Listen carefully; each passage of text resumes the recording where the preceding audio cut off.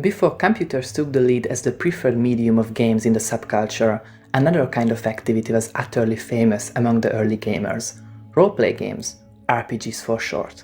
An RPG is a kind of game where players impersonate different characters in an overarching story, led by an experienced games master and restricted within the boundaries of a specific rule set, also known as a game system. The most famous of these was called Dungeons & Dragons.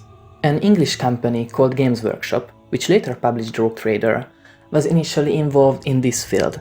It sold rulebooks for famous overseas games, and it had its own magazine called White Dwarf, where supplementary materials were published for many of the well-known roleplay games of the time. In 1979, Games Workshop founded the company Citadel Miniatures, which dealt with the manufacturing of figures for numerous games. It released several ranges of metal miniatures, which gamers could put to great use in their sessions. Unfortunately, most RPGs only required like a dozen miniatures, not producing as many sales as the company had intended. In 1983, Games Workshop's own game, Warhammer Fantasy Battle, was released. It would have been a mail order giveaway, but with the expansion of the project, it became a tabletop wargame, a game which made it possible to play battles on a larger scale than RPGs, using crowds of miniatures. The game's theme followed traditional fantasy standards. Elves, dwarves, and similar creatures were presented, and it still had many RPG elements left in it. Warhammer Fantasy was quite successful and was followed by later editions. It was announced relatively early that Warhammer Fantasy would have a science fiction sibling, but it took 4 years to bring this to reality. Rick Priestley, the designer of Rogue Trader, has already been working on a game with the main theme of space battles. It reached its final form after 3 reworks and tailoring to better fit the themes of the Warhammer world.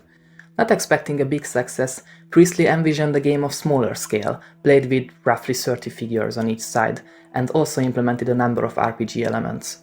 More often than not, he even ported stats and mechanics from Warhammer Fantasy, giving the elves, dwarves, and other races their space counterparts.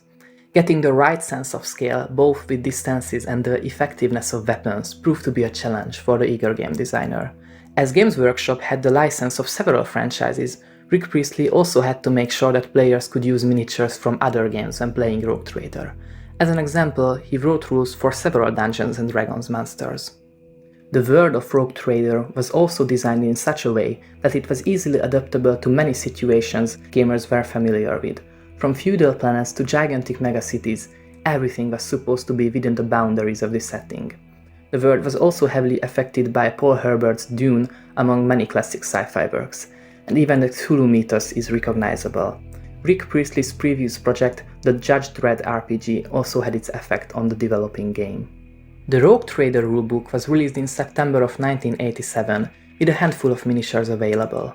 To avoid confusion with a similarly named game, it got the subtitle Warhammer 40,000. Despite being the first game whose development was led by Rick Priestley, it achieved unexpected success. Although the improvement of the rules and expansion of the lore started soon in the aforementioned White Dwarf magazine and also in supplementary books, it was a long wait till our beloved game became what we now recognize as 40K.